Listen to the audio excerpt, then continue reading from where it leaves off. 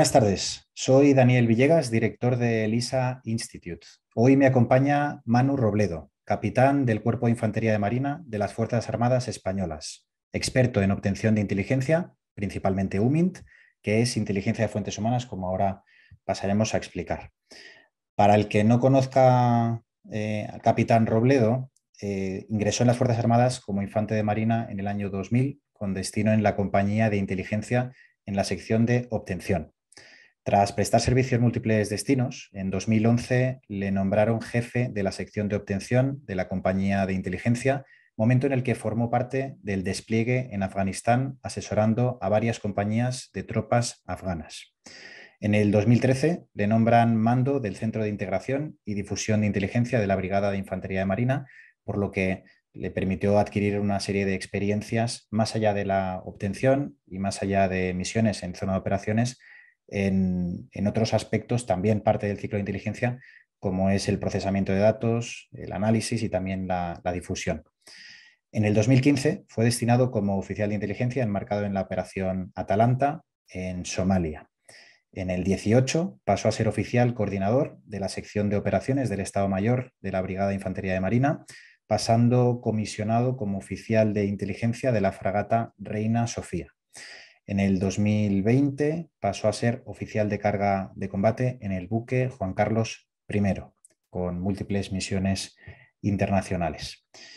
El capitán Robledo tiene una amplia formación, tanto civil como militar, desde estudios en Derecho hasta másteres en Inteligencia, Geopolítica y Seguridad, así como también múltiples cursos de especialización en todas estas disciplinas. Manuel ha publicado diferentes artículos en medios de análisis especializados como LISA News, así como en varias entidades educativas y observatorios. Además, colabora con la empresa Lincoln Intelligence, una consultora de inteligencia fundada por Genelva Echevarri, una muy buena alumna de LISA Institute.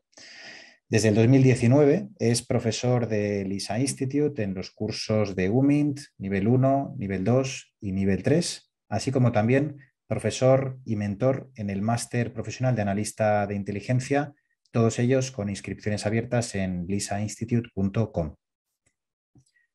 Manu, como siempre, es un verdadero placer estar hablando hoy contigo.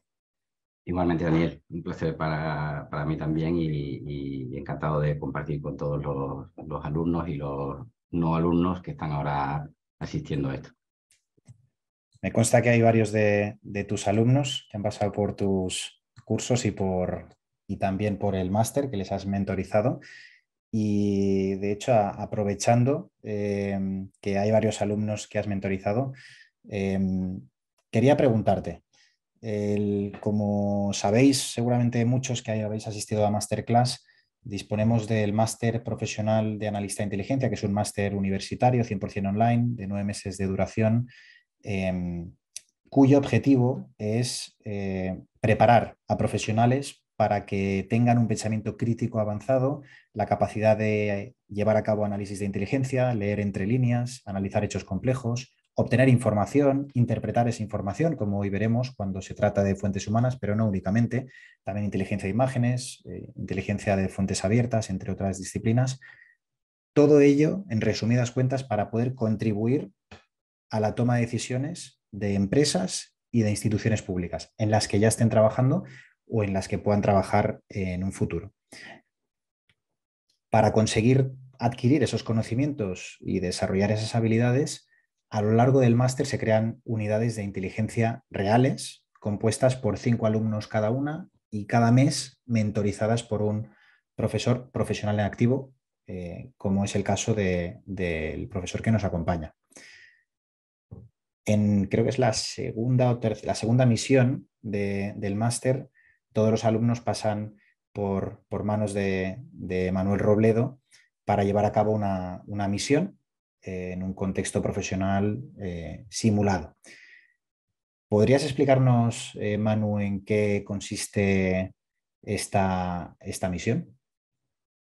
Bueno, la misión está encadenada en otra de más amplio espectro y cuando llegan a esta fase, pues se trata de que elaboren lleguen a la parte del planeamiento en la que se identifican las necesidades prioritarias de inteligencia y las necesidades de inteligencia en general, y se plasman en el programa de obtención.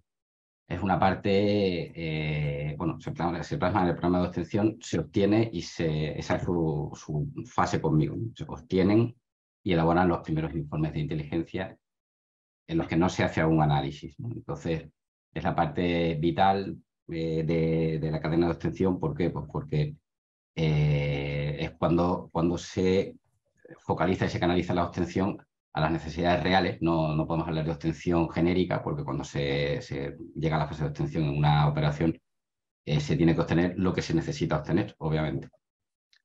Y ese programa de obtención es lo que canaliza esas necesidades y las convierte en órdenes de obtención.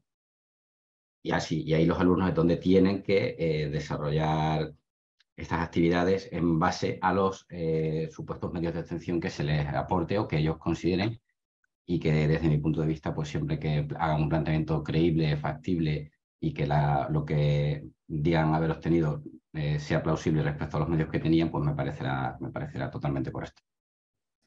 En efecto, la parte práctica del máster lo que pretende es emular todas las fases del ciclo de inteligencia de forma práctica, de modo que pues, en la primera asignatura se diseña y prepara una directiva de inteligencia acorde con las organizaciones con las que colaboramos o instituciones dentro del máster, ya sea en el sector privado o en el sector público. Luego vendría lo que ha explicado el profesor Robledo, donde se hace el plan de inteligencia, el programa de obtención.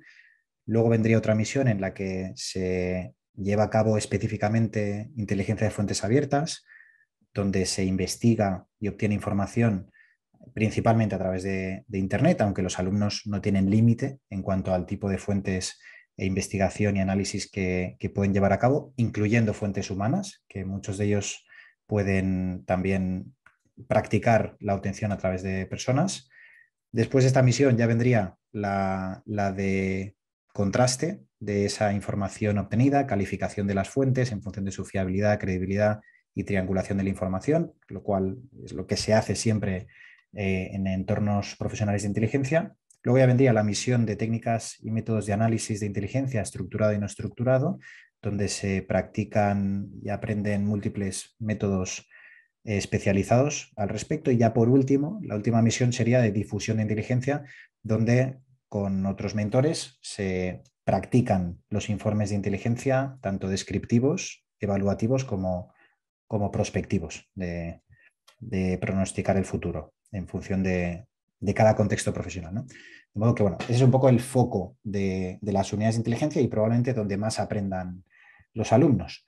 Aprovechando que te tenemos aquí, Manu, ¿por qué crees que las unidades de inteligencia son clave para el aprendizaje de los alumnos? Bueno, yo creo que son tan claves como que si no se trabajara de esa manera, el curso perdería muchísima potencia, ¿no? Porque es así como se trabaja. Entonces, al final, si no tienes a un alumno estudiando contenidos en una pantalla, pero no alcanza a ver los problemas y las ventajas también que aporta trabajar en equipo, y aprender primero a interconectarse, y segundo a suplir los problemas que les puede crear precisamente ese no poder conectarse, ¿no? Pero es lo que es la esencia de todo esto, ¿no? Primero, aprender a trabajar en equipo les lleva a una premisa fundamental en inteligencia que no siempre se consigue en todas las organizaciones, ¿no? Y es el escuchar diferentes puntos de vista y tratarse en un plano de igualdad que nunca intimide a ninguna de las posibles opiniones que hay en un análisis, ¿no? Porque al final, cuando estás analizando un entorno hostil o un entorno rival, ahí no hay doctrinas que aplicar. Es decir, el oponente o el competidor no tiene por qué ajustarse a ninguna premisa de pensamiento preestablecida. Entonces, cualquier opinión sobre por qué otra persona u otra organización está haciendo algo puede ser la correcta. Y para eso el saber trabajar en equipo es fundamental. Hay que escuchar a todos y componer la situación a la que se enfrentan en conjunto. En efecto, esta disciplina no es un deporte individual ni individualista, sino que es eminentemente en equipo. No puede hacerse el ciclo de inteligencia por uno mismo, porque corres muchísimos riesgos de cometer muchos errores. Entonces, por eso el máster tiene esta dosis de realismo que hace que los alumnos tengáis que colaborar con diferentes personas, perfiles, cada uno con su formación, con su experiencia profesional, muchos ya trabajando en el sector de la inteligencia o de la seguridad y la defensa como alumnos y algunos de los alumnos siempre hablando múltiples idiomas, algunos de los alumnos siempre dominando Internet, ciberseguridad o la investigación online. Algunos de los alumnos pues siempre son de diferentes países, de diferentes culturas, hombres y mujeres, de modo que se enriquece y se hace más heterogéneo el equipo para reducir los sesgos y para que el resultado final de la obtención, del análisis y del informe de inteligencia pues sea lo más objetivo y equilibrado posible, ¿no? Creo que es importante también, aprovechando este comentario, que podamos explicar, según tu punto de vista, Manu, qué roles profesionales crees que pueden obtener un mayor uso de la inteligencia, que pueden aplicar más en su contexto profesional todo lo que se aprende en el máster. Bueno, pues esta pregunta me encanta porque cuando se habla de UMIN parece que hablamos de un tabú que solamente lo pueden desarrollar espías, ¿no? Pensamos en sombrero y gabardina y al final el UMIN no deja de ser la obtención de información a través de la interrelación humana. Y por lo tanto es perfectamente útil para cualquier sector, pero especialmente pues, si hablamos del sector público, obviamente fuerzas y cuerpos de seguridad de Estado, así como pues imaginemos la judicatura, fiscalía, prisiones, hasta cualquiera que tenga que negociar dentro de la administración. Y en el sector privado, pues por supuesto, la empresa a todos los niveles, también todas las empresas de seguridad, el ámbito jurídico y, en fin, en general todo el mundo, ¿no? Porque cada vez que hablamos con una persona que nos tiene que aportar algo, y especialmente si no nos lo quiere aportar y tenemos que entrar en ese juego de sacar la verdad y tal, pues estamos haciendo un ni más ni menos, ¿no? Entonces, es una palabra que se ha ido asociando a un mundo oscuro, a un mundo misterioso, pero realmente es algo que hacemos todos los días, ¿no? Aunque parezca un ejemplo excesivamente abierto, pero cuando los papás hablan con un niño que sabemos que te está tomando el pelo y le tienes que sacar la verdad, pues estás obteniendo información de una fuente humana. Hablando de eso, dentro de la disciplina de inteligencia hay muchas subdisciplinas y ya aterrizando al objeto de la masterclass de hoy, una de ellas es el UMINT, una de las más apasionantes, de las más interesantes a mi juicio. Em, ¿Podrías explicarnos a grandes rasgos qué es el UMINT, qué es la inteligencia de fuentes humanas? Bueno, realmente es lo que he comentado, pero es eso, es toda interacción humana en la que se juega con la información, es humil. ¿Hasta dónde llega? ¿Dónde le podemos poner las barreras? Pues no sé. Bueno, ya los que me conocen y sobre todo tú, Daniel, que me has oído en diferentes debates decir esto, sabes que yo soy muy poco partidario de ponerle nombres y de acotar las cosas, ¿no? Aunque entiendo que a veces doctrinalmente es necesario hacerlo, pero yo siempre me gusta poner el mismo ejemplo, ¿no? Cuando hablo con alguien a través de una red social o a través de Internet, ¿qué estoy haciendo? Y hay quien diría, no, pues como está utilizando un ordenador, como no, estoy haciendo un estoy hablando de persona a persona, igual que si hablo por teléfono. Entonces, para mí además es la herramienta insustituible de obtención de inteligencia, ¿no? O de información, ¿no? Porque sí, porque permite mucho juego, porque no tiene límites y porque mientras más callo voy teniendo a la hora de tener esa conversación en la que tengo algo que obtener, más información puedo obtener.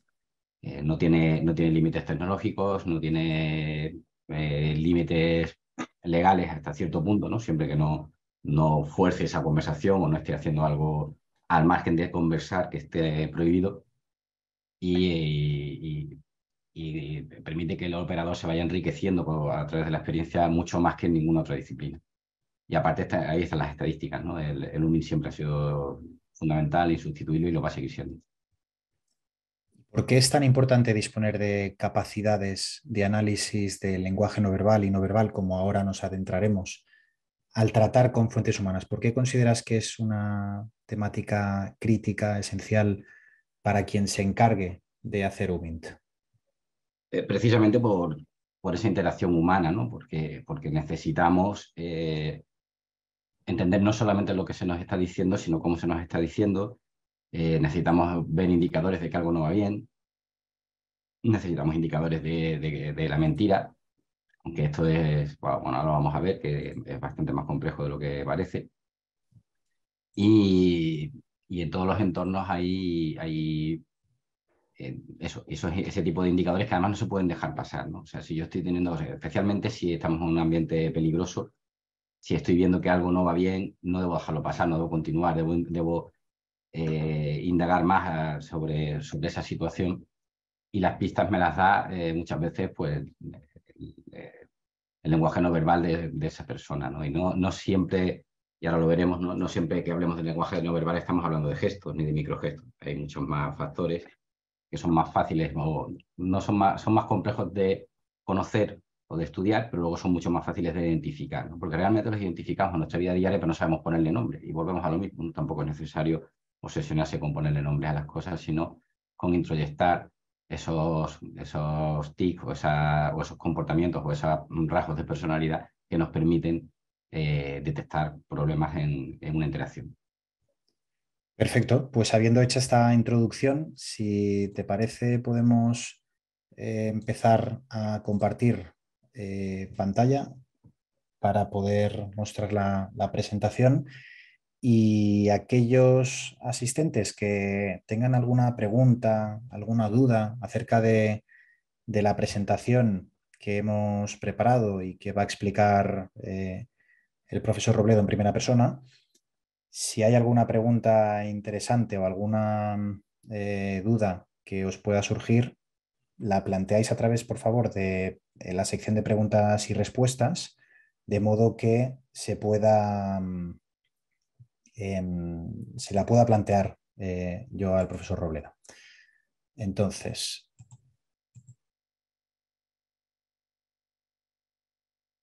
ahora se ve bien, ahora se ve perfecto. De acuerdo, pues cuando me deje el go, Daniel, Adelante, adelante, todo tuyo. empiezo.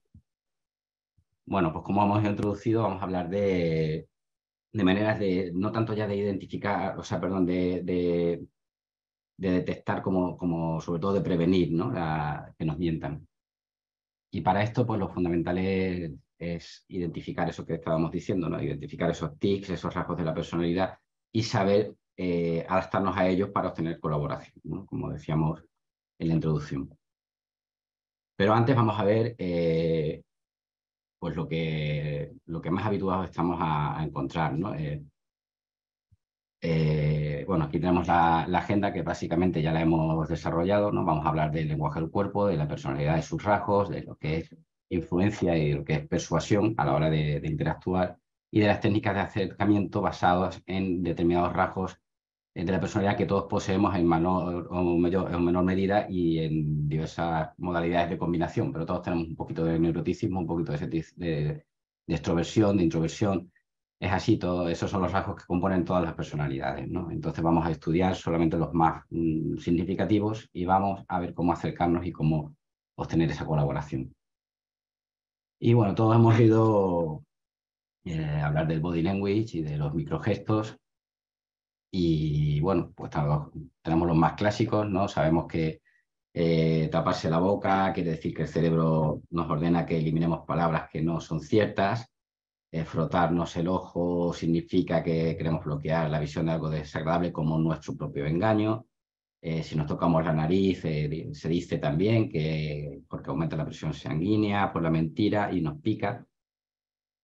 Y bueno, hay una serie de estos indicadores de body language, hay muchísimos más. Al final de toda la presentación podrán ver montones de volúmenes de bibliografía en los que se puede profundizar en todo esto. Tenemos casos clarísimos, súper estudiados, ¿no? En los que, bueno, esta famosa entrada de Yasser Arafat, que, pues, probablemente guiado por sus asesores, a cada uno se le indicó quién tenía que entrar primero y que al final casi entran a empujones. Tenemos a Putin, que también es una grandísima fuente de estudios, ¿no? En cuanto a lenguaje corporal. Fíjense la de cosas que se pueden extraer de la fotografía que tienen con el presidente Putin.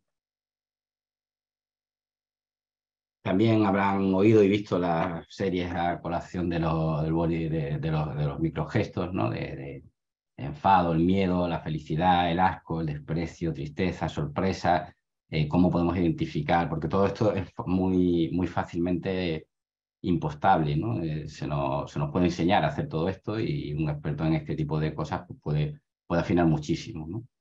Pero bueno, en este caso pues se llegó a afinar mucho al microgesto. Y todo esto, pues está muy bien. Y de hecho les invito a ver los análisis que hace Martín Ovejero, ¿no? Recientemente ha hecho uno sobre lo que ocurrió en la celebración del 2 de mayo, ¿no? En la subida al podio y los problemas entre el gobierno central y la Comunidad de Madrid, ¿no? Ahí él hace un análisis bastante interesante, pero lo hace como yo creo que se tiene que utilizar esto, ¿no? Que es quizás a posteriori. O sea, en un operador que está interactuando en tiempo real, realmente llegar a detectar algo a través de este tipo de indicadores me parece bastante complicado. Y de las anteriores también, porque, bueno, porque no sabemos si la persona con la que interactuamos hace algún tipo de gesto por un motivo cultural, hace algún tipo de gesto porque tiene un TOC o hace algún tipo de gesto simplemente porque está adiestrado en el lenguaje corporal y trata de desconcertarnos o de llevarnos a un terreno en el que no podamos dar crédito a al tipo de lenguaje no verbal que esté emitiendo, ¿no? Pero hay otros rasgos que también son lenguaje no verbal y es la personalidad y los rasgos que la definen, ¿no? Y aquí sí que es más complicado eh, impostar, aunque también se puede, pero sí que es mucho más fácil para el operador detectar esto en tiempo real, ¿no? Porque una personalidad deja huella y deja una impronta en la manera de relacionarnos. Y podemos atender a unos indicadores que nos hablan de esta personalidad y nos van dando pistas de la manera en la que debemos de interactuar. Estamos hablando pues, de la manera en que se manejan las situaciones, de cómo esa persona pueda reaccionar ante situaciones comprometidas, eh, en qué situaciones se ve con más dificultad para desarrollarse, cuando se enfada, cuando entra en modo de ira, cuando se fue o le provoca rechazo. ¿Qué ocurre si le damos mucho protagonismo o si se lo quitamos? ¿Qué ocurre si está triste o está demasiado contento? ¿Cómo expresa esas emociones? Todo esto nos va dando una pista de cómo ir manejando la situación. Y esto está impreso en la personalidad. Es mucho más complicado impostar, mucho más fácil detectar y no necesitamos un estudio concienzudo posteriori, como decía en la otra parte, que insisto, a mí me sigue pareciendo muy útil, pero cuando hay una grabación de por medio que puedo ver muchas veces hasta que puedo identificar una cosa concreta que me diga algo, ¿no? Pero no, aquí sí que es mucho más observable en directo. Porque al final, ¿qué es lo que queremos? Queremos influir, ¿no? Cuando tenemos esa interacción. Y para eso también tenemos que analizarnos nosotros, ¿no? Tenemos que saber qué es lo que queremos conseguir, qué quiere conseguir la otra persona, porque probablemente en esa interacción, pues como buena interacción, pues puede ser que ambos queramos conseguir. ¿Qué es lo mínimo que voy a aceptar que me den y qué es lo máximo que voy yo a conceder? ¿Qué problemas pueden surgir? ¿Cómo afrontarlos? ¿Cómo revertirlos para que sean algo bueno para mí? Y cómo llegar a una conclusión de toda esa interacción lo más rápido posible para poder seguir haciendo que fluya, ¿no?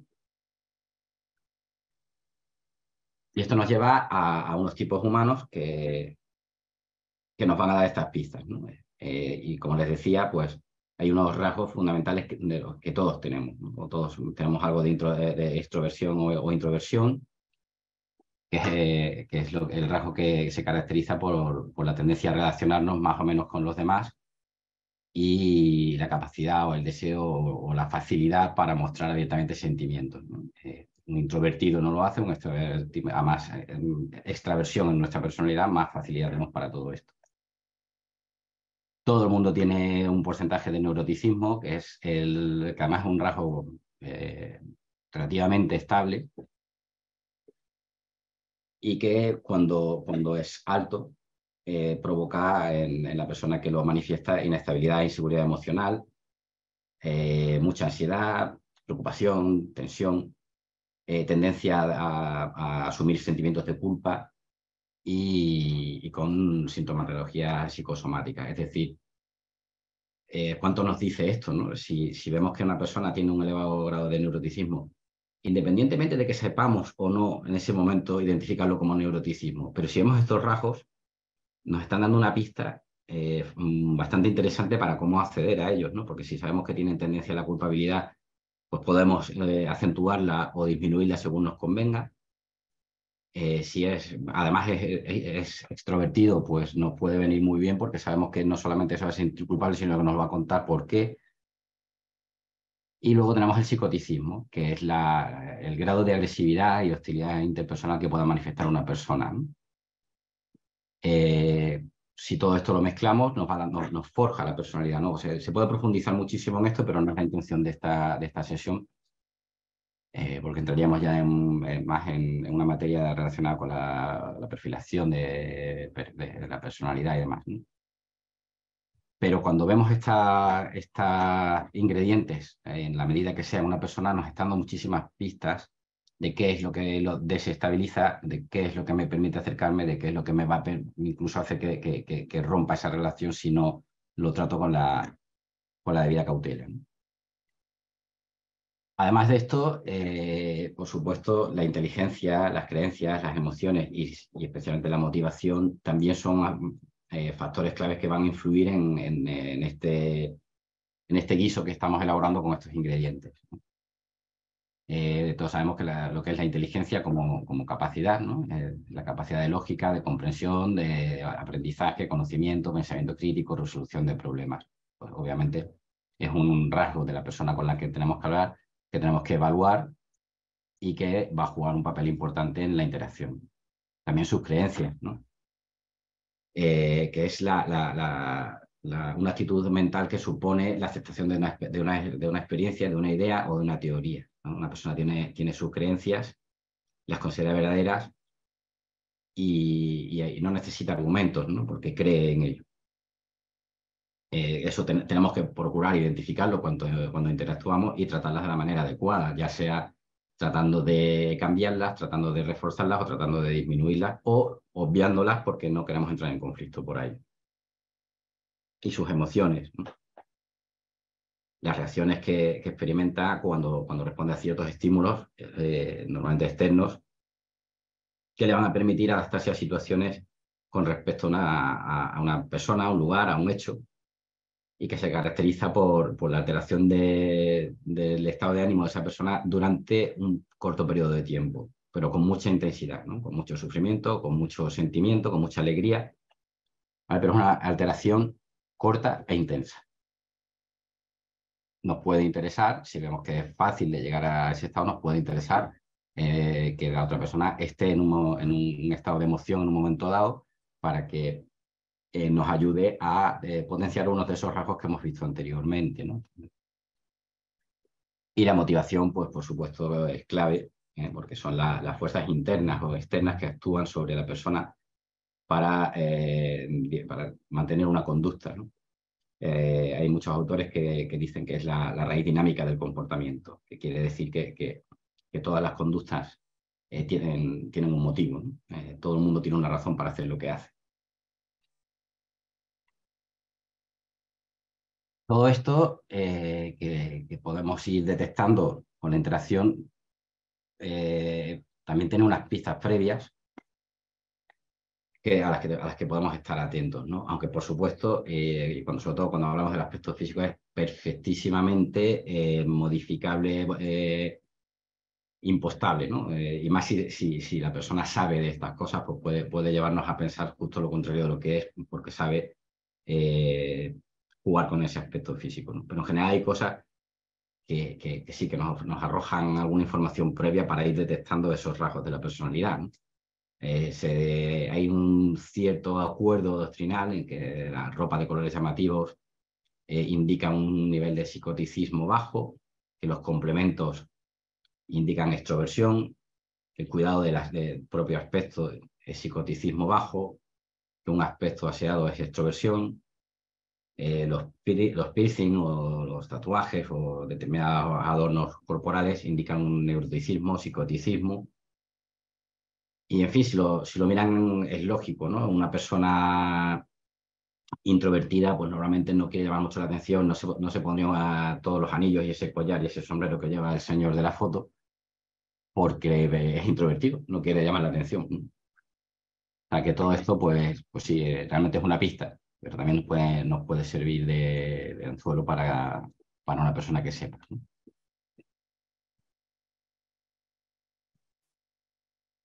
El cuadro que ven, pues hay miles de ellos, ¿no? Y no todos arrojan por los mismos porcentajes, pero todos están de acuerdo en algo, ¿no? Y es en que las palabras son un porcentaje bajísimo de la comunicación, ¿vale? Entonces, por eso es tan importante, y retomando la pregunta que hacías, Daniel, al principio, por eso es tan importante la comunicación no verbal, ¿no? Y aquí pues vemos otros rasgos, ¿no? Si una persona es habladora, obviamente vamos a tender a pensar que es extrovertida. Si tiene una forma distante de comunicarse, pensaremos todo lo contrario, ¿no? En introversión, en psicoticismo. Si no gesticula de ninguna manera, pues probablemente también signifique eso, esa timidez, esa introversión. Si además habla bajo, lo mismo.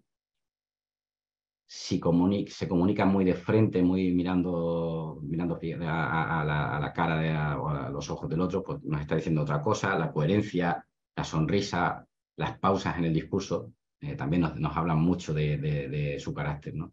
Y como vemos, son cosas, insisto mucho en esto, ¿no? Que sin necesidad de saber ponerle nombre, nos están dibujando la personalidad, y nuestra experiencia, nuestro conocimiento nos va a llevar a saber encontrar los huecos adecuados en estos rasgos que van componiendo a la persona que tenemos enfrente.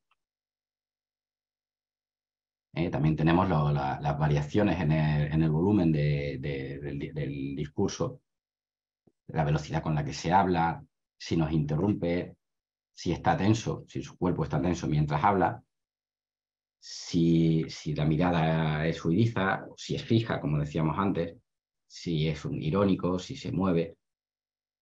Todo nos va arrojando datos, nos va haciendo ese dibujo mental de nuestro interlocutor. Y eso nos va dibujando el perfil, ¿no? Pues ¿qué es lo primero que vemos en una persona introvertida en cuanto a su comunicación no verbal?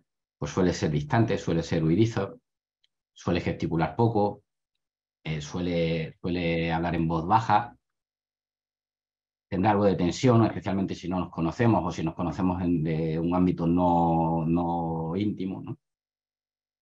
Y veremos una cierta falta de movimiento en la mirada porque la fijará en un punto en el que se sienta seguro y tratará de no moverle de ahí.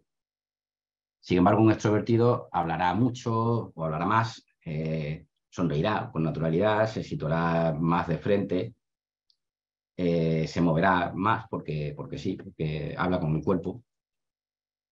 Su diálogo será con un volumen más dinámico y lo irá adaptando a las necesidades del mensaje que está transmitiendo. Y una persona con tendencia al psicoticismo pues tendrá una comunicación distante, rápida, acompañada de pocos gestos, con la mirada fija y seguramente con bastante empleo de la ironía. Son ejemplos de cómo todo este catálogo de datos que he ido explicando en las transparencias anteriores, al final componen un caldo que nos va a dar las pistas que necesitamos para ir ahora. para ir dibujando esa figura que tenemos enfrente, ¿no?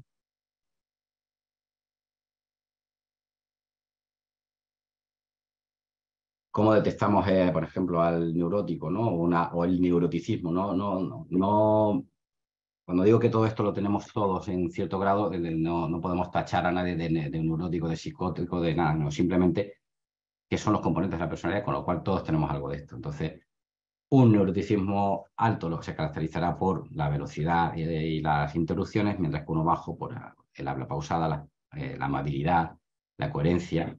¿Vale? No necesariamente hay que asociarlo a rasgos peyorativos ni a defectos, sino simplemente a determinadas pautas de personalidad. Hablamos antes de que la intención de esa interacción suele ser influir, ¿no? Pero hay una diferencia clara entre qué es persuadir y qué es influir. Cuando hablamos de persuasión, nos referimos a cambios buscados en las actitudes de las personas, ¿no? Y son consecuencias de su exposición a una propuesta persuasiva, es decir, que lo han convencido de que haga algo, ¿no? Todo esto pues tenemos que ver la comunicación, los componentes de la comunicación, estudiarse, y la finalidad que es el cambio de actitudes normalmente, ¿no? Mientras que en la influencia, de lo que estamos hablando es de fenómenos que sí que son persuasivos, es decir, la persuasión está dentro de la influencia, sumados a otros que caen bajo la etiqueta de la influencia interpersonal, es decir, el compromiso, la reciprocidad, la influencia grupal, la normalización, la conformidad, ¿no? Y aquí, pues, igual, cambios de conducta. ¿Cuáles son los elementos que estábamos comentando con la persuasión, ¿no? Pues los elementos del lenguaje, ¿no? De la comunicación normal. Tenemos un emisor y nosotros accedemos a una solicitud que proviene de una persona que percibimos desde un punto de vista positivo, ¿no? Las personas que nos parecen agradables o simpáticas, y que por lo tanto asociamos su interacción a cualidades positivas. Por lo tanto, aquí hay un componente afectivo y podemos generarlo empleando, pues, esa simpatía para crear ese ambiente positivo. ¿Cómo se gana credibilidad? Con competencia y con confianza, es decir, demostrando conocimiento, experiencia y fluidez en la transmisión de ese mensaje, y transmitiendo confianza de manera que aparezcamos como personas objetivas, desinteresadas y, por supuesto, que transmitamos honestidad, ¿no? Que no mentimos. Incluso podemos llegar a hablar contra nuestro propio interés, de alguna manera empatizando con la otra persona, pero siempre cumpliendo nuestra palabra. Si transmitimos familiaridad, esto nos va a hacer resultar atractivo, ¿no? Nos va a crear un cierto afecto. Y si además logramos que la persona que vamos a enviar a interactuar tenga unos rasgos similares, ¿no? Que sea del mismo sexo, tenga una fisonomía parecida, sea de la misma generación, seguimos creando esa actitud positiva hacia nosotros como interlocutores, ¿no? En cuanto al mensaje, siempre tenemos que tratar de emplear mensajes racionales con evidencias por delante, ¿no? Podemos también acudir a los mensajes emotivos, presentando consecuencias buenas y malas de la aceptación del mensaje que estamos lanzando, tal vez a través del miedo, o tal vez a través de otro tipo de emociones, pero siempre eso, desde el punto de vista emotivo. El empleo de ejemplos aporta mucha credibilidad y y es importante que con todo que le estamos lanzando, ¿no? Esta estructura de nuestro mensaje y esta selección de la manera de emitir, lleve a que el interlocutor sea quien llegue por sí mismo a la conclusión que nosotros queremos que llegue. ¿De acuerdo? Le estaremos dando todos elementos necesarios para que llegue a una conclusión que es la que probablemente nosotros queramos que llegue, pero no se la imponemos. De esa manera estamos persuadiendo. En cuanto a la otra persona, al receptor, tenemos que tener en cuenta su inteligencia y su autoestima, ¿no? Si es muy inteligente y conoce mucho del tema, nos va a costar mucho persuadirle de lo contrario. Pero si tiene mucha o poca autoestima, también va a ser un factor que nos va a ayudar muchísimo, ¿no? Si tiene poca autoestima será más fácil, si tiene mucha autoestima no querrá salir de su postura. Y luego tenemos que tener en cuenta también algunos factores que van contra la persuasión, ¿no? Como son la reactancia, el estar sobreavisado y la evitación selectiva. Y entendemos por reactancia la reacción negativa a un esfuerzo excesivo por nuestra parte para cambiar su actitud, ¿no? O incluso para cambiar la nuestra y que sea percibido. Mientras más presionemos para ese cambio, la otra persona va a reaccionar con malestar, con resentimiento, y al final va a tender a adoptar la posición opuesta a la que queríamos que tomaran. Entonces, y esto no es nada difícil que ocurra, ¿vale? Porque llega un momento que nos chocamos con una pared, que vemos que no lo conseguimos y empezamos a insistir casi de una manera agresiva en el sentido verbal, ¿no? O en el sentido intimidatorio de actitud, ¿no? Pero no te das cuenta que al final le estamos presionando y eso genera justo lo contrario. El estar sobreavisado, pues obviamente cuando sabemos que el mensaje está diseñado con la intención que lo está, ¿no?, para alterar nuestra actitud, estaremos muy a la defensiva. Y la evitación selectiva, que es la tendencia a no atender a un mensaje persuasivo porque es contrario a nuestras actitudes. Son cosas que no por obvias son menos frecuentes y que a veces precisamente por ser tan obvias caen en el olvido y no se tienen en cuenta, ¿no? En la otra cara tenemos los factores que sí que favorecen esa persuasión y que son la disonancia cognitiva, también, así como la buena relación, con comentar una buena relación con la otra parte. La disonancia cognitiva es la percepción de inconsistencia entre dos o más de nuestras actitudes o entre nuestras actitudes y nuestro comportamiento. Esto genera cierto malestar, ¿no? Bueno, la disonancia cognitiva tiene que estar en los factores anteriores, perdón, aquí hay un error. Y la buena relación con el otro, que es lo que sí que favorece, que es pues no criticarle, no estar quejándonos, interesarnos por la otra persona, animarlos a que hable de sí mismo, emplear siempre su nombre, que provoca una familiaridad, un acercamiento, ser un buen oyente y hacerle que se sienta importante. Ser un buen oyente y practicar una escucha activa en un es fundamental y es un error bastante frecuente no hacer esto, ¿no? ¿Cuántas veces queremos que alguien nos cuente algo? Hablamos tanto para llevarle a esa situación en la que nos lo quiera contar que cuando de repente va a empezar a hablar no le dejamos, o le cortamos. Si lo que queremos es que nos hable y hemos conseguido que hable, nos toca callar y escuchar todo lo que diga, ¿no?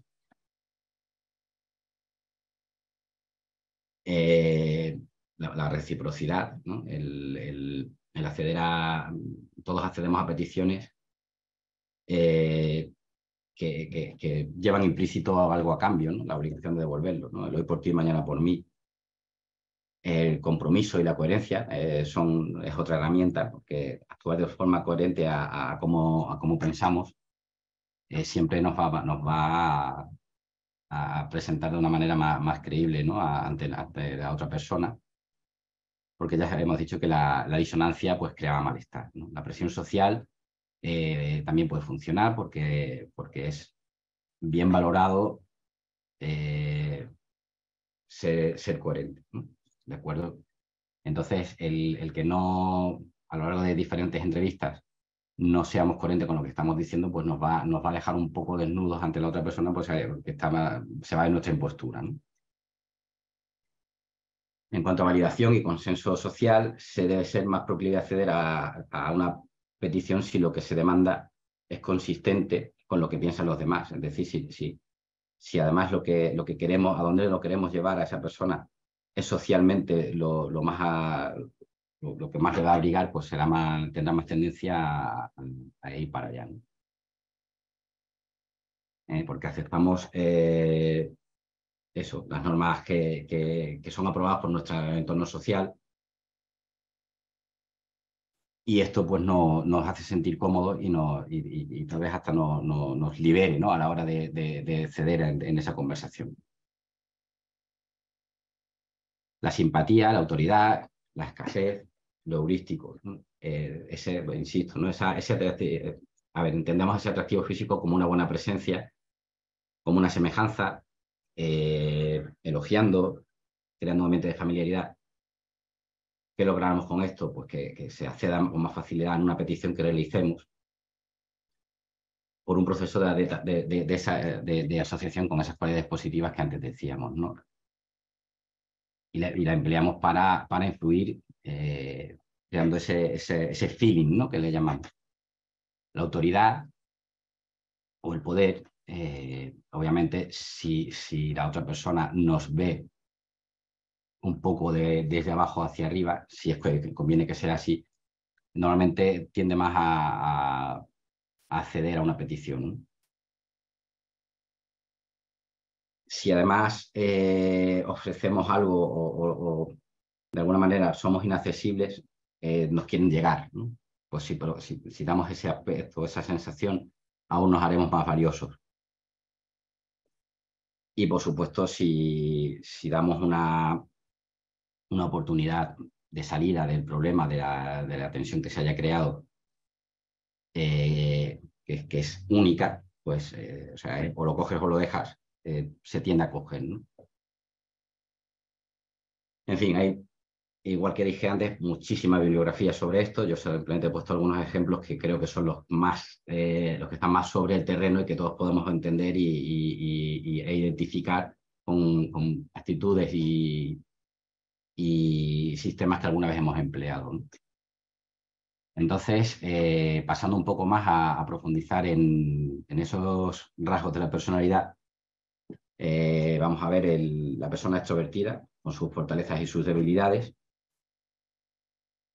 Insisto, ¿no? Veremos que todo esto, sin ponerle nombre, a todos nos lleva a un prototipo de persona, casi por instinto. Por eso es es tan empleable de todo este sistema de perfilación, ¿no? Una persona extrovertida va a responder siempre mejor al refuerzo que se le dé. Igualmente también va a responder más al castigo, a una reprimenda, porque la persona extrovertida no suele estar cómoda cuando le cortan en ese sentido, ¿no? Es una persona que pisa fuerte, ¿no?, y de repente lo paran en seco, ¿no?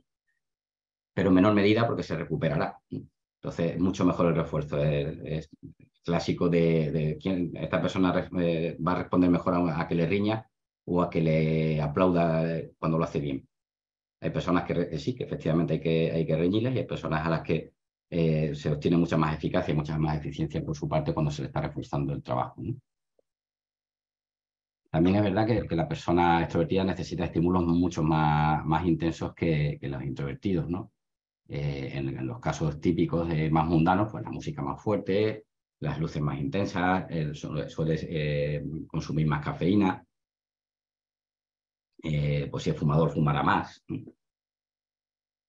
Es gente que tiene sus horas de mayor rendimiento en la tarde-noche y normalmente trabajando con más personas o interactuando con más personas, ¿no?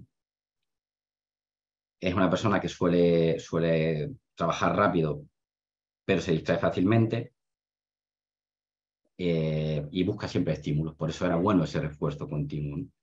Suele responder rápido, suele ser hábil conversando,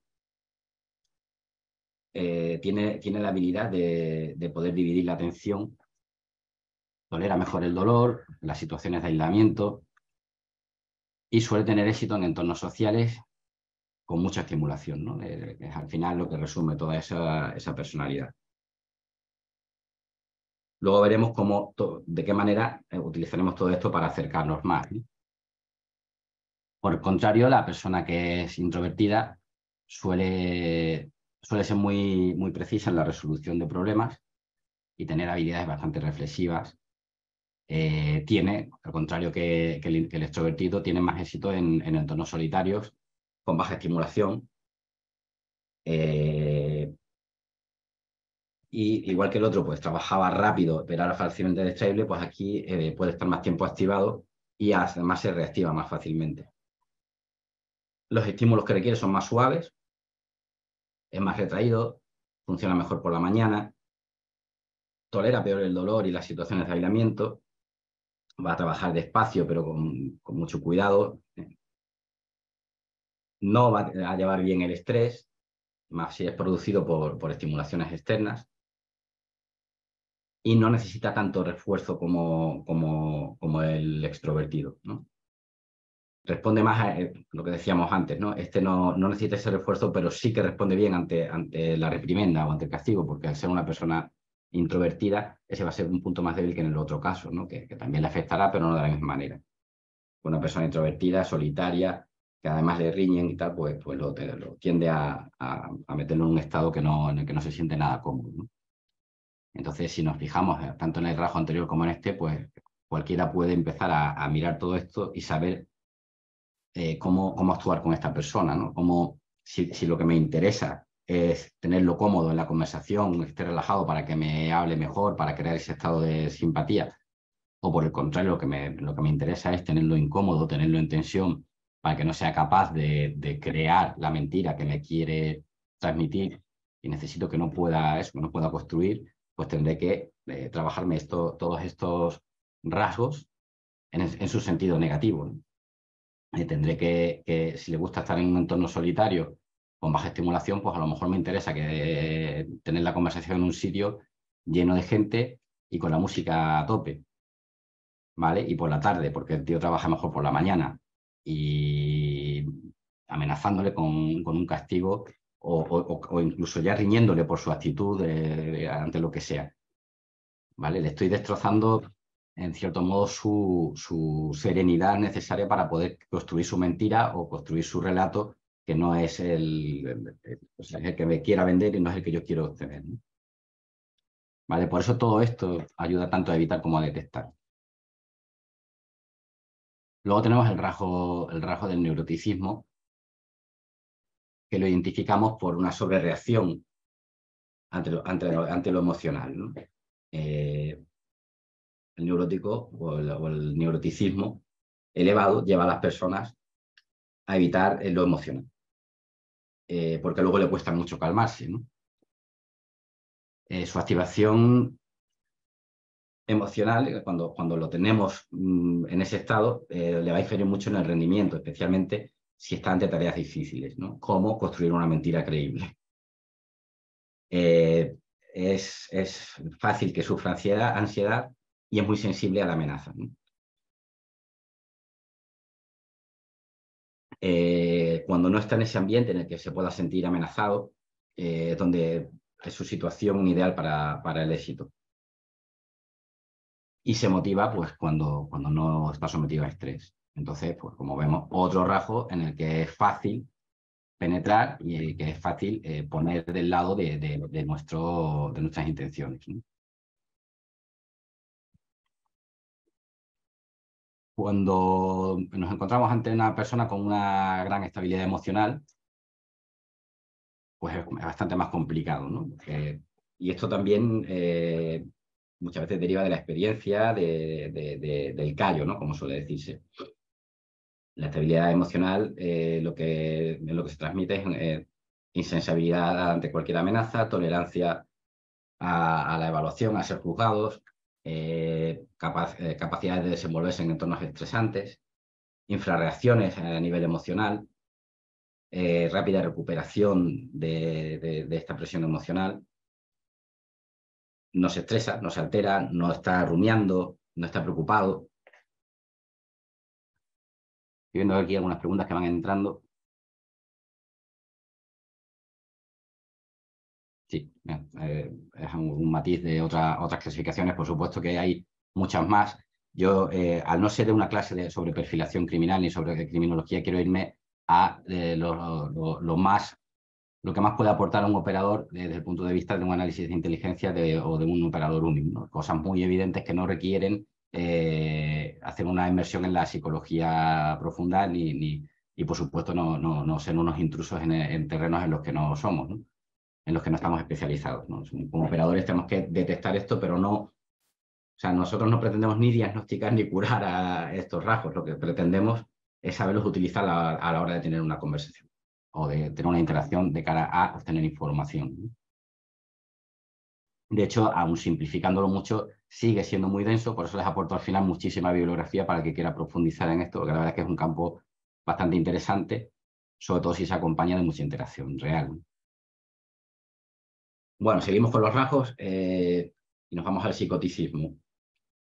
Si predomina este rasgo, nos encontraremos ante una persona que es solitaria, no necesita a los demás para nada, es desapegado, además desprecia el peligro, suele ser personas desafiantes, algo agresivas, que se mueven un poco por impulsos, que sí que les estimula y mucho el halago, porque son egocéntricos y egoístas, son personas bastante estrategas, ¿no? O sea, es un perfil que probablemente en la interacción humana pues sea arrogante, se sienta por encima, se sienta superior y además tenga una estrategia para enfocar la conversación que va a tener con nosotros, ¿no?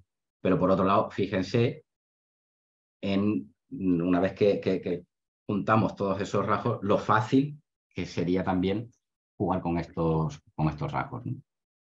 Sobre todo en un mundo perfecto en el que solamente sería psicópata o solamente sería neurótico o solamente sería... El problema es que estamos diciendo que son tantos por ciento de cada uno de estos rasgos los que componen cada personalidad. Lo que tenemos que ver es cuál es el que predomina. Las personas empáticas o con grandes sentimientos de apego, pues suelen ser esos sociables, afables, manifiestan mucha empatía, no buscan sensaciones ni emociones fuertes y se preocupan de verdad por los demás. Obviamente, pues aquí hay muchísimo que aprovechar a la hora de interactuar, aunque también es un perfil muy fácilmente impostable, ¿no? Normalmente cuando queremos aparentar otra cosa, ¿no? Y sobre todo si sabemos algo de esto, buscamos un perfil así, un perfil muy, muy blanco, ¿no? Para que, ojo, con que nos estén creando una personalidad falsa y nos la estén presentando por delante.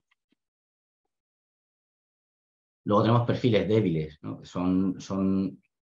Y aquí ya vamos a ver cómo nos vamos aproximando, ¿no? En los perfiles que denominamos débiles presentan la dificultad de que son tímidos y reservados, ¿no? Les da vergüenza y además temen las consecuencias, ¿no? De lo que pueda ocurrir con esa interacción. Son perfiles con un alto grado de neuroticismo, por lo tanto se les puede desestabilizar fácilmente y además con bajo psicoticismo, ¿vale? Entonces, si ahora retrocediéramos en las trampas, veríamos qué significa todo esto, ¿no? Pero esto a que nos lleva a que la manera, en teoría, más eficaz de aproximarse es hacerlo en un ambiente aversivo o apetitivo, empleando técnicas de enganche y creando ese vínculo del que hablábamos por medio de la simpatía, la reciprocidad y la autoridad, o la autoridad, ¿no? Y lograremos su colaboración eliminando sentimientos de culpa y evitando etiquetarlo en algo, sobre todo si es peyorativo. Es la manera de lograr un feeling con una persona con un perfil débil que hará que, por un lado, se sienta cómodo, hagamos la aproximación correcta y, por lo tanto, tengamos esa colaboración y evitemos la posibilidad de la mentira. Por contra, podemos encontrarnos con los perfiles coléricos que suelen ser más inestables emocionalmente y esto implica que tenemos que tener cuidado para que no reaccionen ni con agresividad ni con histeria y, sobre todo, para que no se niegue a colaborar.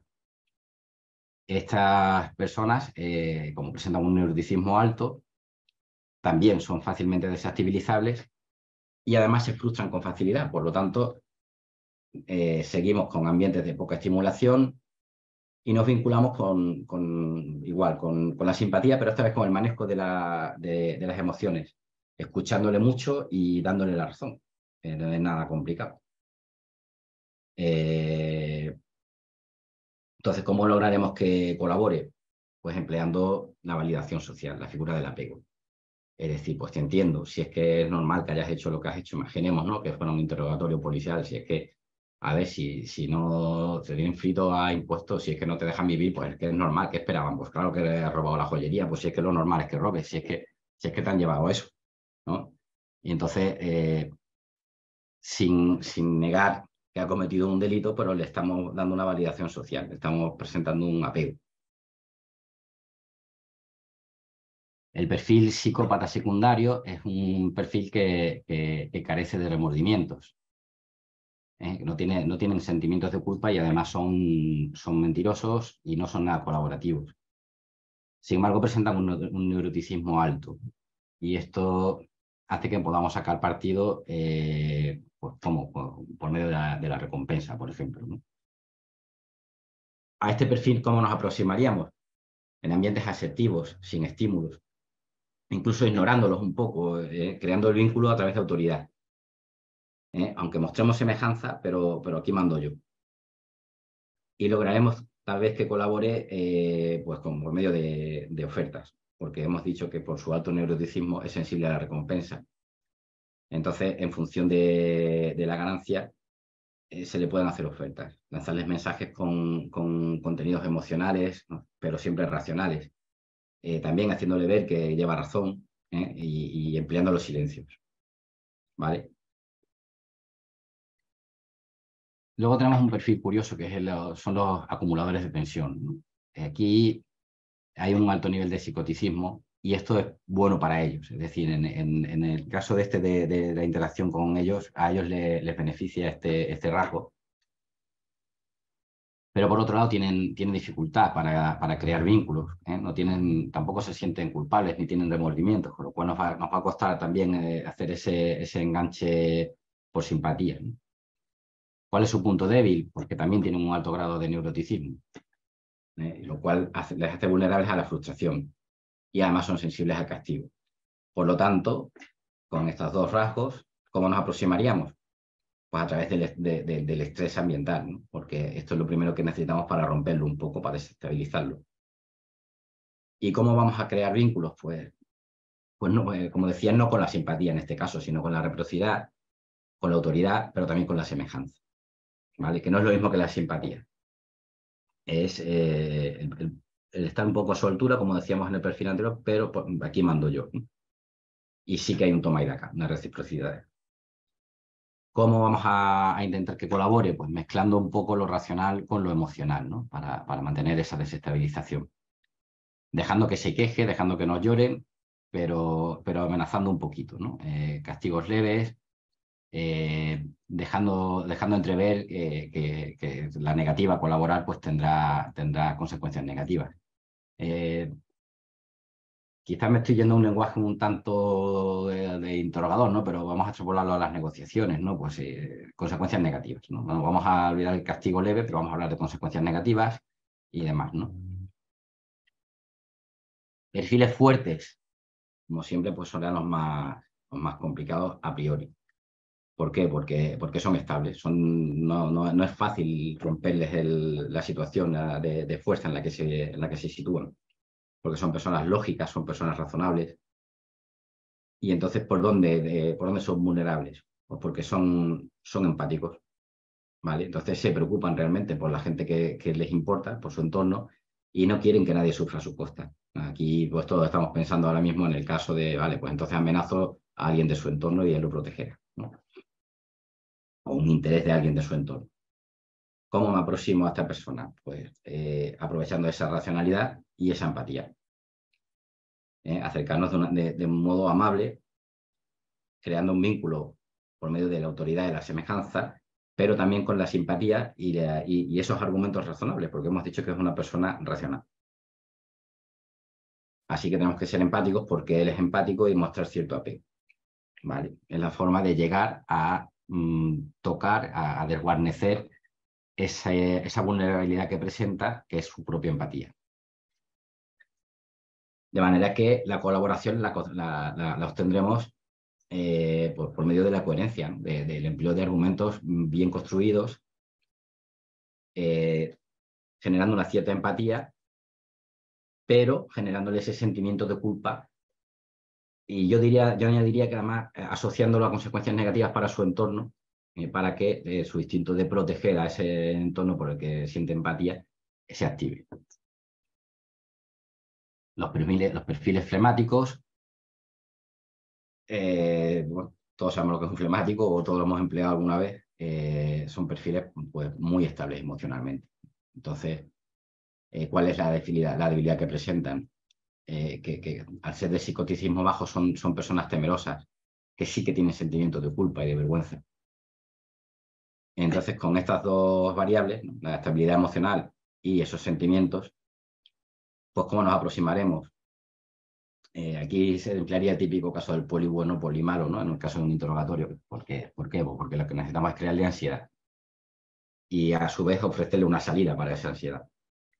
Entonces el vínculo pasa por aprovecharnos de eso sin que perdamos en ningún momento la autoridad, ¿no? Por eso me he ido a poli bueno, poli malo, ¿no? Por el componente de autoridad de poli.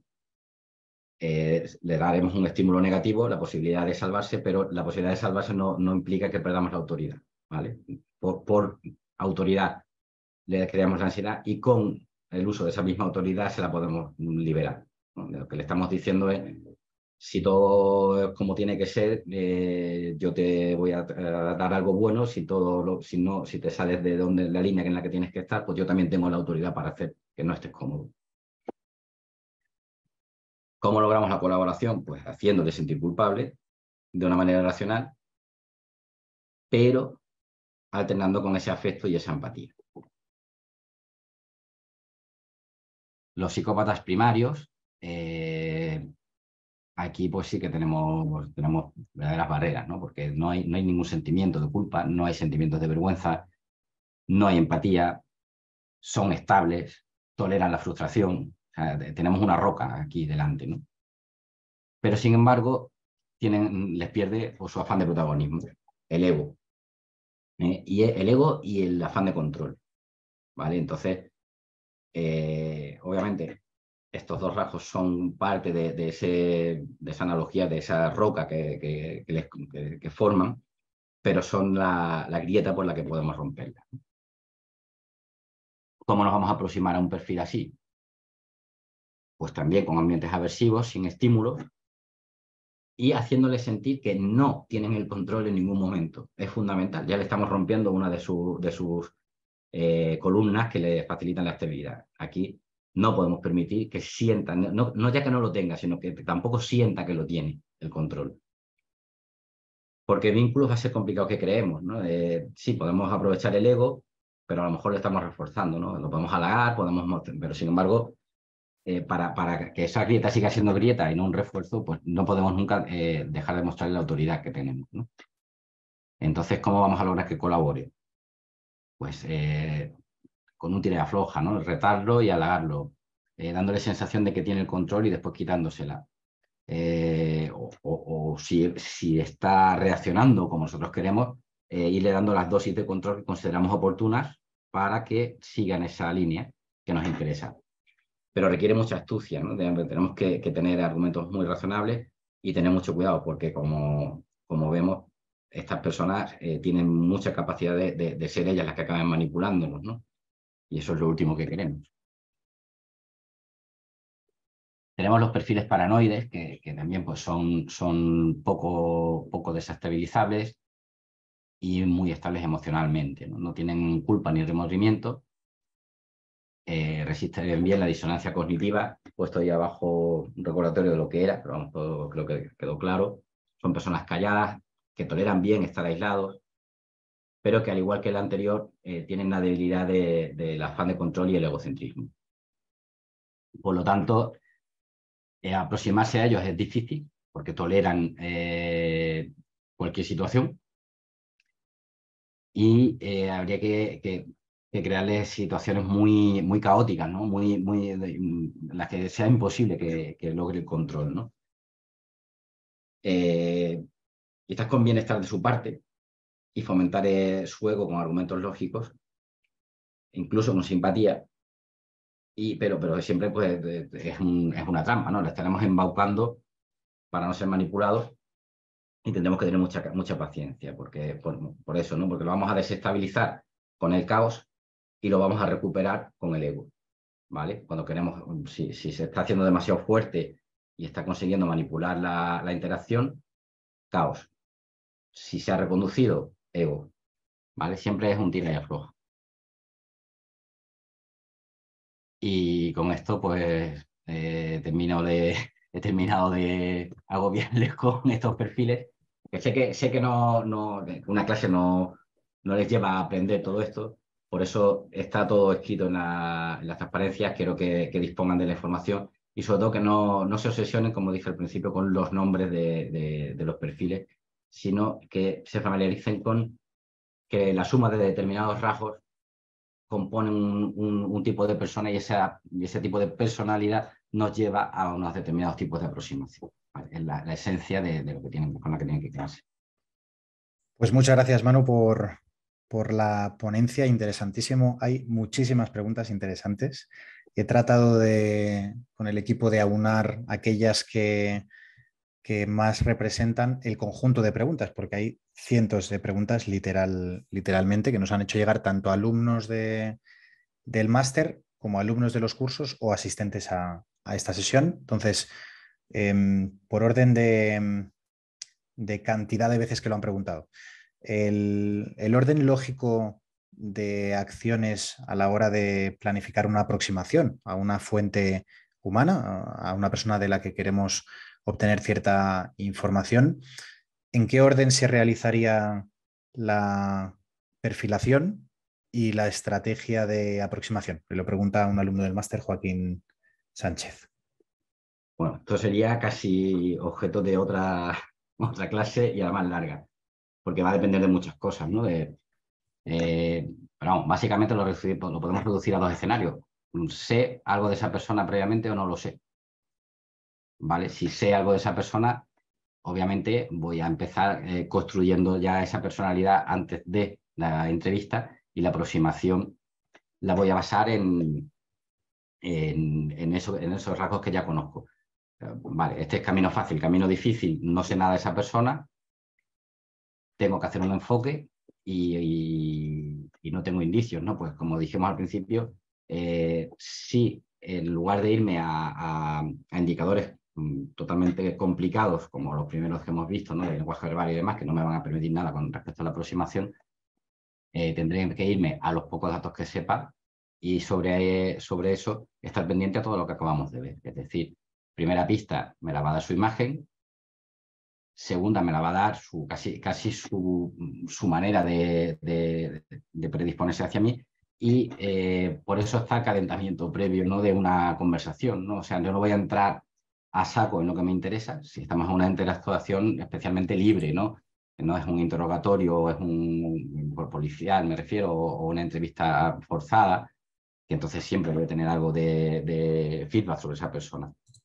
Pero si no, pues trataré de abordar otros temas antes para ir componiendo esa personalidad y encontrando la manera de aproximarme. De tal manera que cuando la tenga clara podré ir entrando en materia y empezar a practicar ese tira y afloja que vimos al principio. Pero vamos, yo creo que los rasgos que hemos puesto de cara a la aproximación son los rasgos más evidentes, los más fáciles de identificar en los 3 primeros minutos de conversación. Aparte de esta pregunta, hay otras muy relacionadas con la disciplina de la inteligencia de fuentes humanas y cómo puede contribuir esa disciplina a la detección de mentiras, al análisis del lenguaje no verbal. Y hay muchas preguntas acerca de qué programas formativos o cursos recomendaríamos, de modo que creo que lo más fácil va a ser, si puedes hacer clic en la presentación y rápidamente lo explicamos para que sea más gráfico. Básicamente hay 3 programas formativos en inteligencia de fuentes humanas. Hay 3 niveles, dependiendo de lo que le interesa a cada uno. Hay el nivel 1, el nivel 2 o el nivel 3. Son niveles secuenciales, uno detrás de otro, es decir, que no se puede acceder al 3 de repente porque da por hecho que ya has hecho el 2 y el 1. Y en ellos no solo se estudia, sino que también se practica pues ciertas acciones o rasgos que es necesario conocer para practicar esta disciplina. Más allá de conocer los conocimientos que hemos apuntado en esta ponencia, entender cómo se practica el UMINT en base a las necesidades de inteligencia de cada objetivo, cómo comprender las ventajas, potencialidad y limitaciones que tiene esta disciplina dentro de una institución pública o dentro de una empresa, qué actividades hay en UMINT, no solo obtención sobre el terreno, sino también cómo hacer una entrevista, dónde hacer la entrevista, quién tiene que hacer esa entrevista, qué cobertura debería tener la persona, cobertura, historia plausible que justifique esa entrevista, qué es un enlace de inteligencia, cómo gestionar los contactos, cómo hacer vigilancias y contravigilancias si estamos trabajando en un entorno de seguridad y defensa o que tenemos que llevar a cabo ese tipo de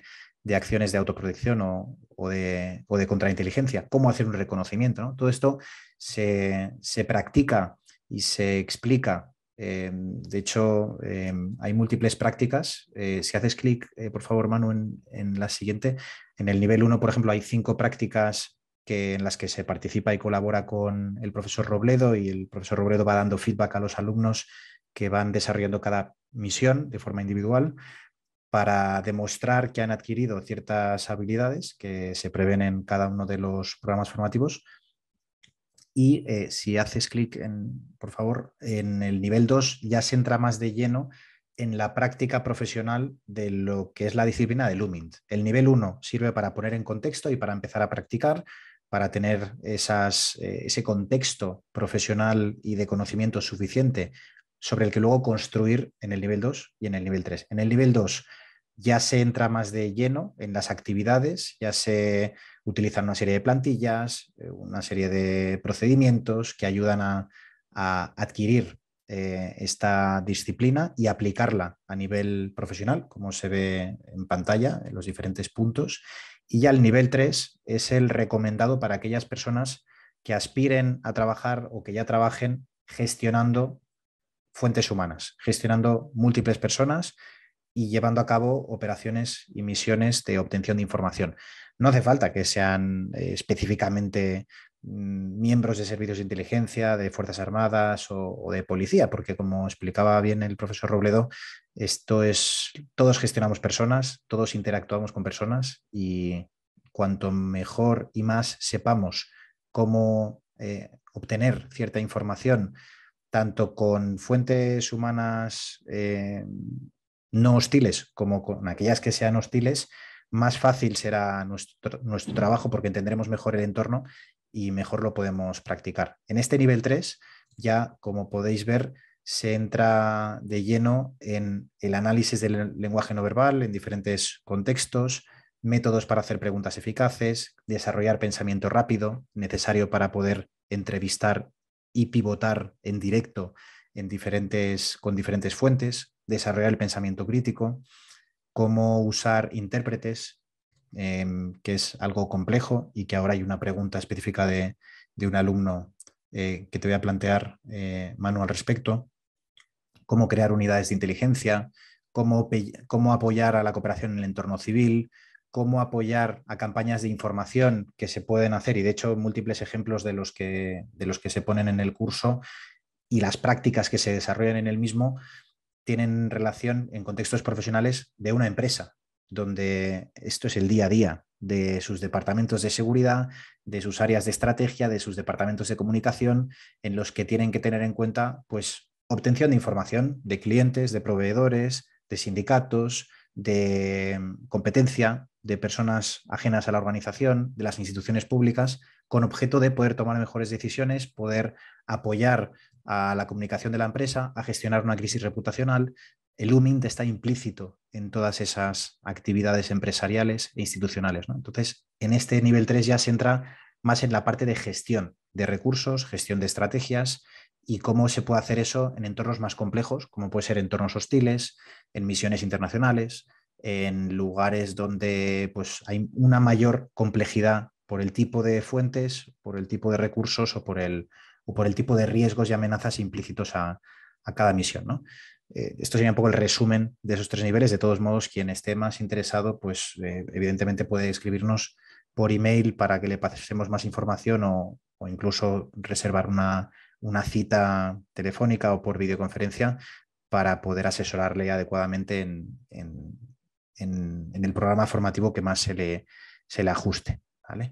Pero hay otras preguntas. Si te parece, Manu, vamos a por la de los intérpretes. Hay un alumno que pregunta acerca de cómo se tiene que tener en cuenta esa variable en la que imaginaos una situación en la que el profesor Robledo se ha encontrado en infinitas ocasiones en países además hostiles, complejos, en los que ni siquiera se chapurrea el idioma local y en donde pues, se tiene que confiar en un intermediario que ejerce de intérprete y en ocasiones también de facilitador, que no hemos podido escogerlo, sino que nos ha venido medio impuesto, y cómo eso puede influir en la comunicación, en el análisis del lenguaje no verbal y en la posible pues, detección de mentiras o de la fiabilidad de lo que nos está diciendo tanto el intérprete como la fuente que estamos entrevistando a través del intérprete. Entonces, ¿cuáles serían los retos que se darían en un contexto de esa complejidad?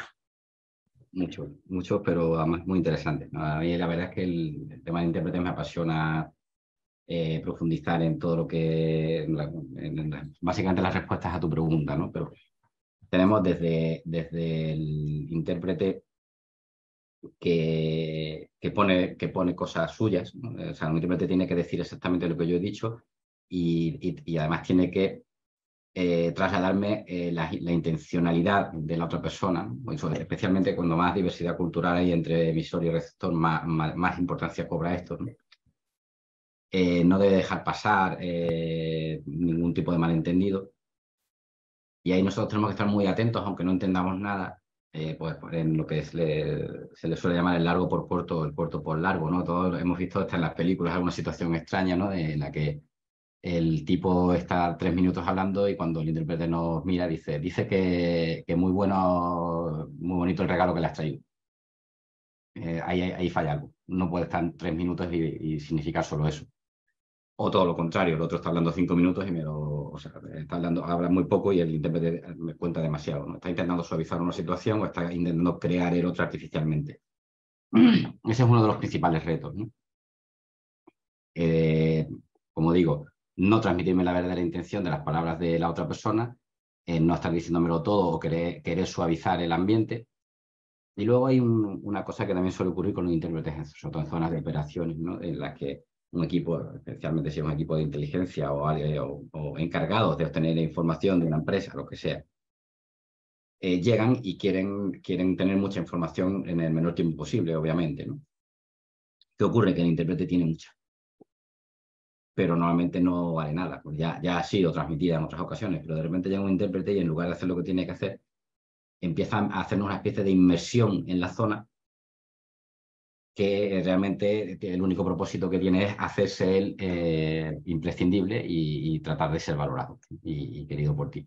Entonces te va a contar un montón de cosas, te va a poner en una situación, pero a lo mejor te está sesgando o te está llevando por un camino que te está haciendo perder la objetividad, ¿no? Y esto pues, también lo he visto, ¿no? Sobre todo en compañeros que afrontaban por primera vez una misión de este tipo y se veían absolutamente seducidos por el intérprete, ¿no? Y al final el intérprete le estaba diciendo algo que si buscabas en informes de hacía año y medio, estaba ahí todo y solamente había que verse los libros. Pero son dos de los principales retos, ¿no? Luego hay otro que también es muy a tener en cuenta, sobre todo en conflictos en los que las etnias son importantes, y es, ojo, la etnia de tu intérprete, a ver dónde lo metes. No vaya a ser que lo estés metiendo en un sitio del que probablemente no salga vivo, ¿no? Eso también hay que tenerlo muy en cuenta, procurar que no sean muy locales de la zona en la que estás, porque si no, pues será fácilmente identificado. Y luego, pues miremos, solo tenemos que mirar hacia Afganistán en los últimos acontecimientos y vemos cómo todas esas personas, pues ahora su vida peligraba.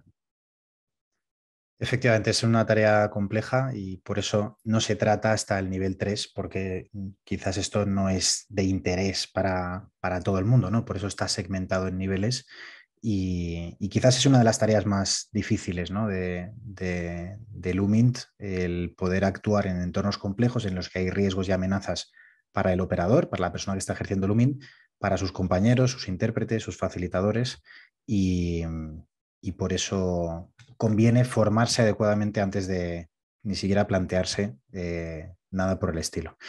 Em, Otra pregunta que se ha repetido en varias ocasiones y que también ha planteado Rocío, una alumna del máster actual, de la edición actual de analista de inteligencia, que dice, al igual que para un análisis existe la técnica de la negación y el engaño, si se llevase a Lumint, ¿puede una persona entrenarse para modificar y emular aspectos de la personalidad, incluyendo control de microgestos, por ejemplo, para dar información falsa pero creíble y así confundir o inducir a error a quien intentase sonsacársela mediante persuasión?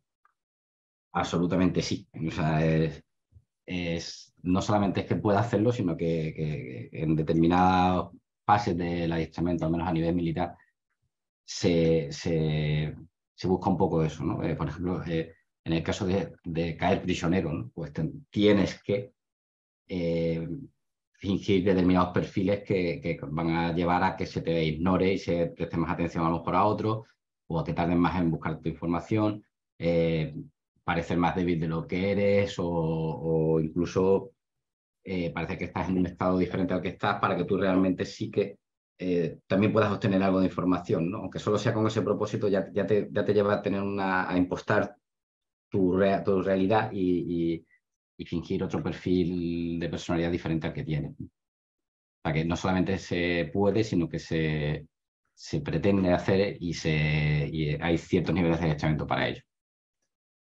Por eso enfatizamos una vez más que esto no es ciencia, porque es hackeable. Todo lo que estamos hablando en esta ponencia y que lo hace quizás más interesante, más atractivo, es que esto no es ciencia. Hay mucho escrito, luego facilitaremos bibliografía, hay mucho eh, psicólogo experto en lenguaje, en análisis del lenguaje no verbal, que ha tratado de definir una serie de tendencias, una serie de patrones, pero que en ningún caso son vinculantes por sí solos, ni siquiera en conjunto. Simplemente son una fuente más de referencia que puede tener el analista o el operador UMINT para poder mejorar su actuación en ese contexto.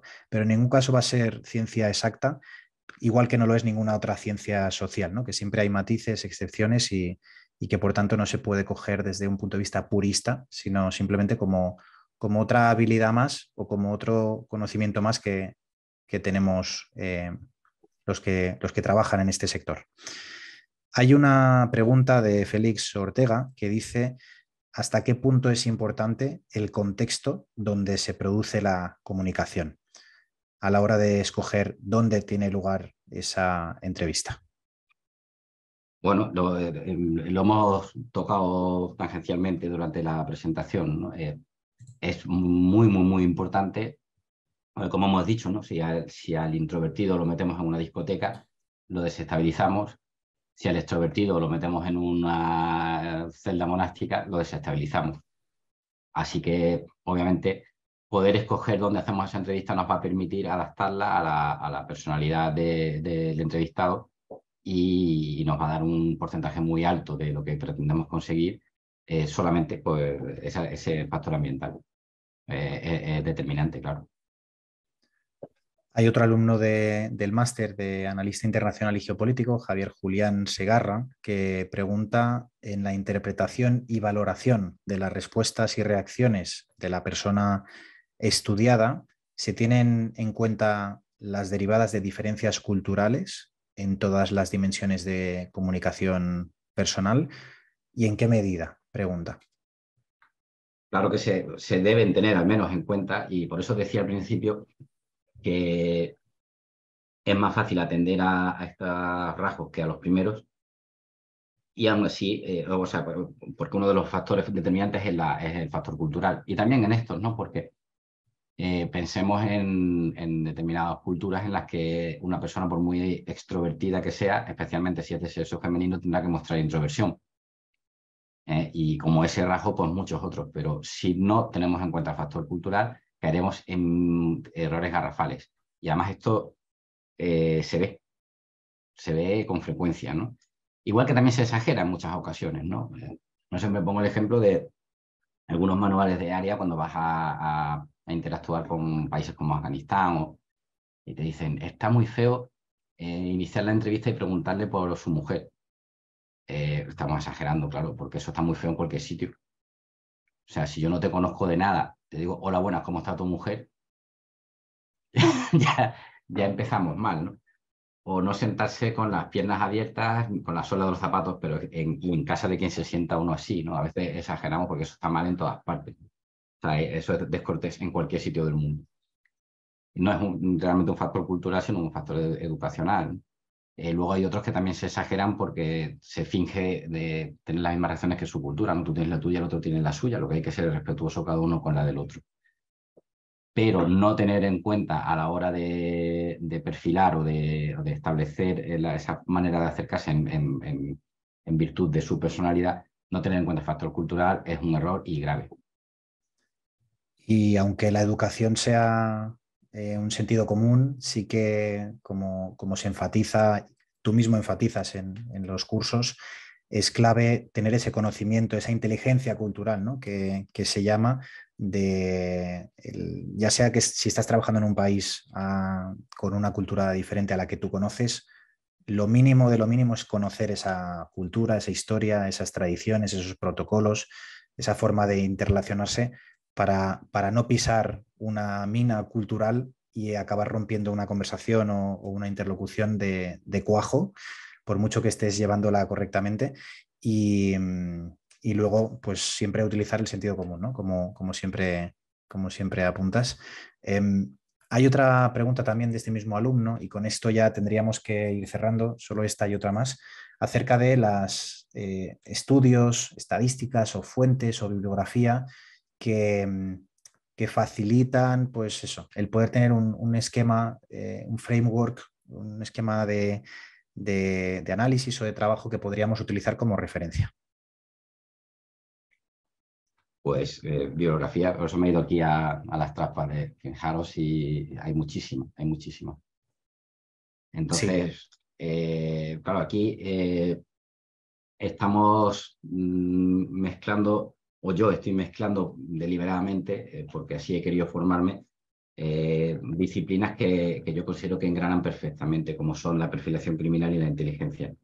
Entonces, hablar realmente de referencias que engloben esas dos disciplinas de una manera profunda, pues casi que no me atrevería, tendrías que leer por un lado y leer por el otro. O sea, eh, conocer muy bien la parte del looming que habla de la entrevista, del interrogatorio y tal, y luego aplicarlo a lecturas y a referencias sobre perfilación, sobre psicología muy básica, repito e insisto muchísimo. O sea, aquí no hay que hacer ni pretender ser lo que no se es y sobre todo no hay que hacer ningún tipo de intrusismo en otras disciplinas, ¿no?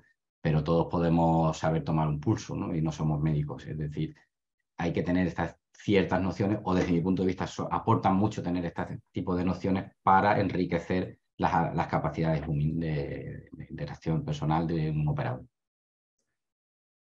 y la última pregunta, que creo que bueno, es un tema muy actual, muy interesante y que, aunque se trabaja en otros cursos diferentes a los de UMINT, está implícito en todo lo que se aprende en esos cursos, que es el Virtual UMINT. Pregunta Pedro Llorente, ¿hasta qué punto todo esto que estamos hablando hoy y todo lo que se aprende en esos 3 programas formativos se puede aplicar al Virtual UMINT, que viene a ser el poder interactuar no presencial, no físicamente, sino a través de cualquier otro canal de comunicación en la distancia, como puede ser Internet, como puede ser un chat, como puede ser una videoconferencia? ¿Hasta qué punto es aplicable este conocimiento? Bueno, esto también sería objeto de otra ponencia en particularizada. Y además es una pregunta muy interesante que de hecho yo me he planteado crear algo sobre esto, ¿no? Pero no me tomes la palabra, que solo me lo he planteado. Pero sí, efectivamente, todo esto influye y a lo mejor había que buscar los matices, ¿no? Es decir, realmente lo que habría que coger es todo esto, incluso sin ir mucho más lejos de lo que hemos expuesto hoy, y pasarlo por el tamiz de no te tengo delante. Entonces, ¿cómo puedo yo detectar ese egocentrismo particular de un tipo de personalidad o esa timidez? Pues es fácil, sí, pero tengo que ser un poco más astuto de lo que lo sería en el plano face to face. Y por supuesto, es muchísimo más fácil impostarlo por parte de nuestro interlocutor porque se protege a través de una pantalla y puede crear un avatar psicológico con una facilidad pasmosa. Entonces, resumiendo, creo que sí que se puede aplicar, pero habría que pasarlo por un tamiz de particularidades que se potencien a la hora de interactuar de esa manera y de precauciones debido a la facilidad con la que otra persona puede inventar una personalidad para relacionarse con nosotros. Perfecto, pues hasta aquí las preguntas. Volveremos a repetir más sesiones sobre el análisis del lenguaje no verbal, sobre UMINT, para poder seguir abordando esta cuestión desde diferentes prismas y aportando siempre el máximo valor.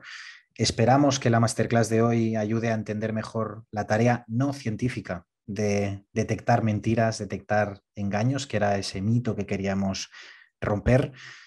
Como ha mencionado reiteradamente el capitán Robledo, es fundamental, primero, ser capaces de llevar a cabo un análisis integral, transversal del lenguaje verbal y no verbal de cualquier persona de nuestro entorno, tanto a nivel personal como profesional, teniendo en cuenta los rasgos de personalidad de quien estamos analizando o de nuestras fuentes. En segundo lugar, contextualizar aquello que nos está diciendo o aquello que parece que nos está diciendo para, en consecuencia, interactuar, cambiar la interacción que nosotros estamos llevando a cabo para poder manejar la situación, pivotar nuestras acciones, cambiar ciertos factores o ciertas variables que nos permitan ver mediante esa interacción si la persona, la fuente, está construyendo una mentira o si está siendo capaz de mantenerla en un momento dado, ¿no? En un contexto profesional de inteligencia, sobre todo en UMINT, en una obtención de información, aunque hay muchísimas excepciones y matices como las que veníamos apuntando en esta ponencia, en resumen, podríamos decir que siempre que se mantenga una cierta coherencia, una cierta consistencia en el sujeto analizado, como explicaba el profesor Robredo, de lo que nos está diciendo la fuente y de lo que no nos está diciendo la fuente, tras múltiples interacciones en diferentes contextos, preguntas, repreguntas, pivotes, aplicados de forma siempre adaptada a la personalidad específica que creemos que tiene ese sujeto, pues más probable será que lo que nos esté diciendo sea cierto. Eso es un arte, eso es un reto mayúsculo y requiere muchísima práctica, muchísima formación y muchísimo esmero. Esperamos que haya permitido entender esto de forma sólida y Manu, en nombre del equipo de LISA Institute y de toda la audiencia, muchísimas gracias por compartir tus conocimientos, tu experiencia, tus anécdotas en relación a la captación y gestión de fuentes humanas. Pues muchas gracias a vosotros, Daniel.